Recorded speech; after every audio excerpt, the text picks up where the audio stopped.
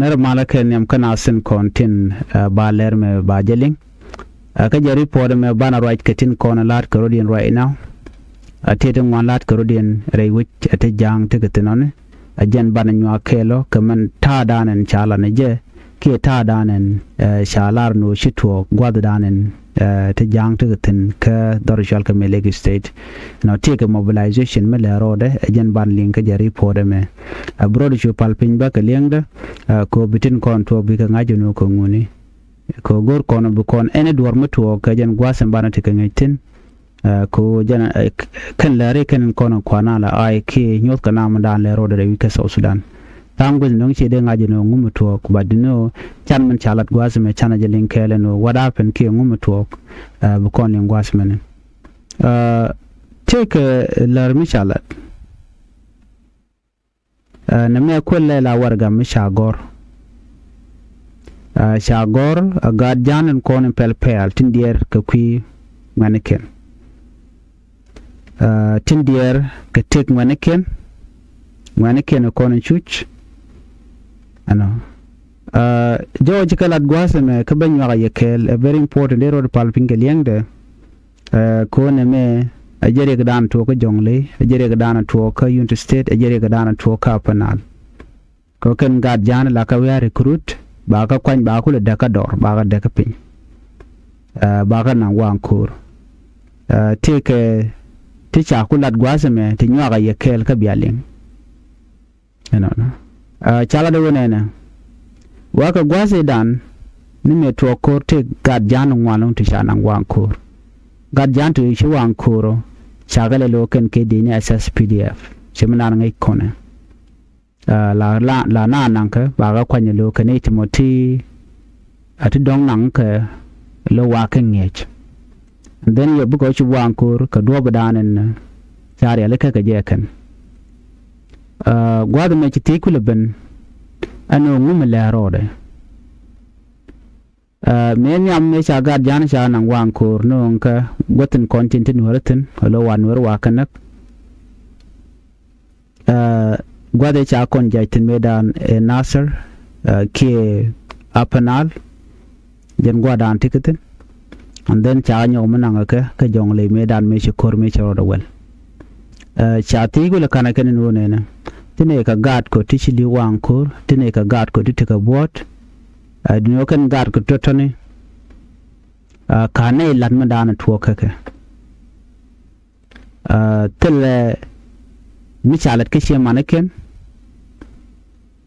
ka tele michalat ka kwidiana no panken kana ko ngai kondi ale re ko ni shamu ci korche tok la ti ga di bay lat karodian amma kan ka kondel goy ka dob dande del goy ke je a shiang mo la beja sha application me sha ko gor no ne tik ga janan continue ka milat ka mobilization ko nanga ga nan ka wankur mo doran konwere because mitem Läär rode ban ngajeno enem lat ga wika South Sudan qui security ka kenem Läär rode mo mitege ne ngeke biya ngajeno ngeke ne ko ba konak lat kan no gang kan wich badwe kwa jale gang kan ngat gange ga kona kan kon kwala shora no ko kon outsider do no when men chalat ko gad jan chi ku diranta ma ka te gan ken cha ko ne te nyam ngu chalat ke chi man kenan te chana kan ne kon chamu ka bot ko buna na ko lat ke recruitment tamaken ko chading di chare alaka ka Lagos state right corner Lagos state chare alaka MDN ke liwo wo ba Nuer ba kan tele ke M do dien shit ke melalar ke menu Nuer wai army katen Nuer wai army kan ke ngi tele ke gwam mi chare alaka ngi ke ten tele je ka kon Nuer no laran kwa denye je ka dende no de don ma de je ngach but gwada mene ti ngeke ne ka alo look a military indudian so when that new military recruitment lat ka Lagos state o ba te correct balet kan wari kan o bana ba ka jako right now che terun wana chikan lat already ne won tanat me kwa ka recruit do shi no kan ga jan chikan no chim ku ne gwada me lat kan no man chalat kan shi chong but ga chuch kan telekon ka tele yo shemen shanga jeno ne tu man kan wani tele you tijekan ka tele ka let te kam ka so te ka dire situation alo shush ka na shoj medit so ko kujamo men ku ka bestil right now ojin mi jira mu mo mi sa shoda gor baji mo ka yo nen baji nang ka front ko go jeno bishie mor because look ko jen the one option right now and yours ka self ke me yadi term da den yours ka ano baran baji ter ba mo ka ma ba mo ka yo ba nang ka front yo to because you are de shie more chiliu na bad will care about you but you should forget that day so kuna tiji no kan wane according to Lake State no ladino de kan gangno ken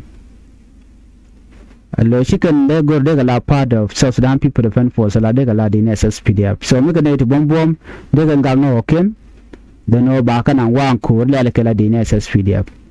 a charge mo charge la non ko te right now ringana dial ka jang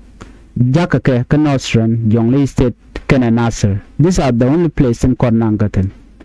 ka kore me men koname chimu kon right tin tema tan na charge nge the normal road lengu so when we talk about take recruitment mulat ke dor janen binimi no charge angat ke no nguto ko unless cha new word cha ko to ken ba ko ngaje no kane tike kane ko pai kwen ko kwenga ka ke cha ka recruit no ken kane ba nan kor so remember she mention area gotin kono kwa target and Nostrum Jonglei State kana panal alo Nostrum Jonglei State kana Nasser god dangro tikaro de kan the main position ten kono kwa target right now ka jan tam me mishi kwen kwar je tiagane so kore me de jogo no ne shi kor ne ndi ara wika South Sudan a kor sel peke mi yadit kana nyaade ko kan goro be janya kwara ana do be gor kana be kana be kan connect kan ngane kon li utam na ngane jan shan wari sha de kular kon wari gang kana rodien Nuer tele ka recruitment milet kana tele mu kwain kana no Nuer la de no gang kana rodien mi shale self defense ko ba kul bete doren kwala bete doren kan ga jana te la nanga ba across around the country nang ka Nostrum Jonglei State ka ga jana te che maniken shushkan so nanga kana nang ka Jonglei so ba ji kap den yai nang den ba yu drop tong we live while we tede tele mu gor to dio je sia stone wan sia galen ka Jonglei amena panal ano la kwal ka rodin ka ga jana bu ben kan were no tele mu tele ne kana lar no no ngane re ko kap ne ka bom yo ba ga jo ba nyo do bo lo ni wi ken jenta dan le ro den tam ba je kep ko bom ken ye no wa je kana do ru na dor jan in tonga ba na ka Jonglei ku jin gwa dan le weten e wi wodi wi jagang kabji ken ye no so na mo a shamu choro lot kamana na chala te ku me self ke mi yadi right now right corner god jane kan mi shit kan me she chong de je dil stop yen ngane jane telam nang ye kor ladun wo yende no kundi en gagang she and they are part of South Sudan People Defense Force but che janda lat ke self ke mi yadi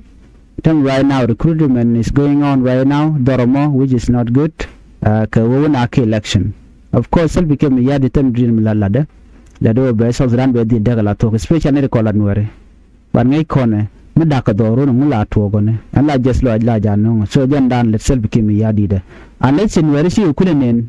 e gan ngaji mu lat ke kire mu ji akir mu shi ga jan shi ne tamma ano kap ko na ka bom do ran taram kap ke bom gwa do babu ne mo ko ne gur ke nyam mo ne chengdun ka jan mu da mu cham ko ne ko la gang no dan dum ko le teram kuna la jote wana ko shoy gana ke kabji ko bom but now nobody is forcing anybody here shui ni konen kon genwo se cha chikir chenega chegen ko bom nu ku wida den ban mer ba nyom joy ka nu ku jeda den so right now na major report dan le road ano cha ga jan cha re laka tinanga ka Jonglei State but ku jang te jeno kane ko dialte kon gar te kon te chili te amoy ka board wan kur amu mi chalet ke chema ne ken so mutal mi chalet ke chema ne ken amu mi no intellectually local leader ne dialten wen mono ba gar ken ba kana ngono biko lu lor ba ka do mi shajen do dan der ander liu ke jare podan go de nyo kon kel ban je kari podo den be